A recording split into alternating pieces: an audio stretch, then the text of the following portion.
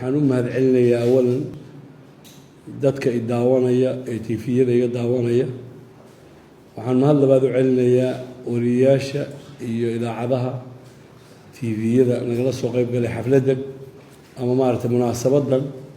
oo macnaheedu yahay ka jawaabid wasiirka howlaha guud qambi idaacadaha wuxuu maanta kaga hadlay waxaa nasiib darro ah oo runtii wax laga xumaado ah oo baryahan shirkadaha soomaalida tahdiidka ku dhaca ee ugu badan ay noqotay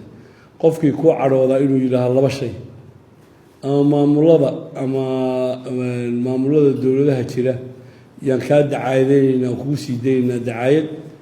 ama uu yidhaaho waxaan kuu sheegaynaa inaad tahay argagixiso al-shabaab labadaa nooc iyay dadku soo bandhigaan oo ku hanjabaan inay dadka wax ku yeelayaan ninkaa wasiirkaa doorkii dhoweyd ee meesha la yidhaaho adisababa iyo anagoo taransida waxaan ku kulannay hudheel adisababa ah isaga horta waxaan waa laba noo ilmaadeera oo wax badani ka dhexeeyaan xigta ah xidida xigaala yaanu nahay oo meesha waxaanu isugu nimi isku aragnay hudheelkaa uu deganaa annaga markaa soo dego transit ku ahaa waa issalaannay waxaana dhex martay qisadan aan idiin soo wada hadda waxaa dhacday isaga laba noo ilmaadeen ano saasaan horta isku deegaan baan ka nimo magaalada buuhoodle yaanu u wada dhalan oo waa isnaqaanaa ka ab waa isdad yaqaanaan waxaan rabaa awalan inaan shirkadda beri yeelo iyo naftaydaba annagu waxaanu nahay ganacsato siyaasad iyo ganacsina meel ma wada galaan haddaan doonayo siyaasad mansab ahaan iyo magac ahaan labadaba kaan doonaan makaanada laga raadiyo siyaasadaha kaga heli karaya mase rabo oo siyaasad uma socdo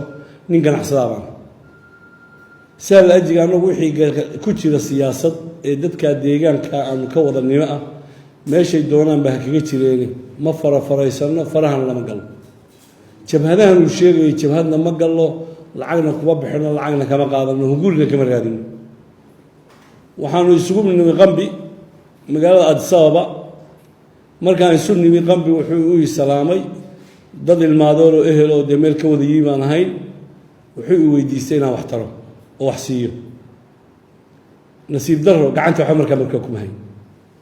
waan sii yaro wada fadhinay hadalkaana kaya ka taagtaagmay wuxuu igu xujiyey eedayn ah waad arki doontaa waana iga cadhooda warhaa dee deegaankaygii ma joogo magaalaan marayey meesha kugumaan talagelinaadeen u kaadi ninkaasi wuxuu la dagaalamayey dadka yacni qiimihiisaad ku garanaysaa wuxuu la dagaalamayay oo halkaa noo geeyey waa shilin yar oo shaxaada wax kale oo noo dhexeeyey ma jirin sharaf iyo xigmad iyo ehelnimaa noo dhexaysay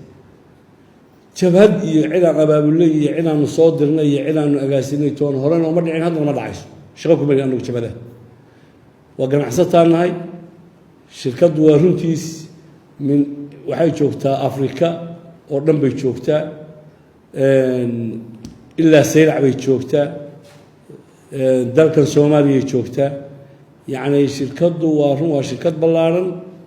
waa shirkad soomaaliyeed laakiin dee irsaaqda ilaah baa baxsha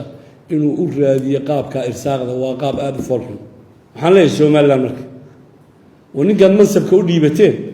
haddiiba garashadiisii ay siinayso inuu shirkadihii deegaanka uu u dhashay ka soo jeedo intuu ku faani lahaa ay siisay garashadiisii inuu ku sheego jabhad bay wadaan iyo kanay wadaan waa nasiib darro ninka saasa ma waxaad ka sugaysaan inuu gobol idiin hayo ma waxaad ka sugaysaan inuu masalo deegaankii uu ka yimi waa nasiib darro isagana waxaan leeyahay in adeeru shaxadku inoo furaya de haddaad ii imanaysa iimo laakiin waxa aan munaasabka ahayn iyo dacaayadda in adeeru waa inama kala qabato ka daabaan leeyahay maan sheegeen waxa ay kaliftay inaan sheego oo xanuunka iga keenay runtii afkaygana ma aha afnin weynna ma aha waxa iga keenay waxaa weeye xaqiiqdiis intaasaana dhex martay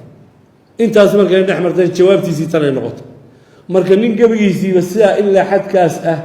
oo shilinkaayan u dilaya qof soomaaliyeed oo la deegaana oo cid iiga dhow aanay jirin miyaad u malaynaysaa inuu beelo ku xasilinayo ama meel kuusoo xasilinayo waa nasiib darro anigu waxaan leeyahay ninkaasna jagadaa loo dhiibay uma qalmo ha laga fiirsado yuusan dhibaato u geysanin ummadda soomaaliyeed ee kalena ee halkaa ku nool waxaan leeyahay dowladda somalilan ninkaas dib uga fiirsada jagada uu idinku magacaaban yahay iyo derajada uu idin hayo xil uu qaadi kara ma aha umana dhigmo umana qalmo marka intaasaanu kusoo gabagabaysanayaa wixii caddayna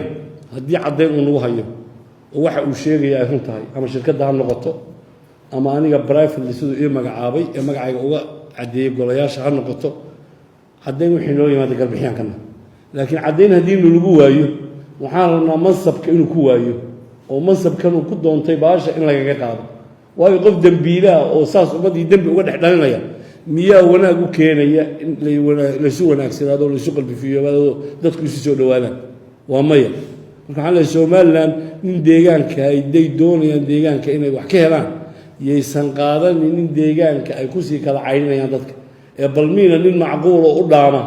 oo wax u soo dhoweynaya ha ka qaataan laakiin ninkan nin wax masali kara maaha marka anigu waxaan leehay somalilan dib uga fiirsada ninkaa caddaynta uu sheegaya weydiiya hadduu caddeeyo garbixiyaanu kana wasiirka howlaha guud ee somalilan jooga isagaa laga raba caddaynta haddii laga waayana waa intaan idiin sheegay waadna ogaan doontaan dadka yaqaanaana taariikhda way yaqaanaan ninkaasi waa nin kugu dilaya shir yaroo shaxaada waayo hadduuba heerkaana gaadhsiiyey waa wax walbaa ka suurooba marka waxaan leeyahay ninkaa ka fiirsada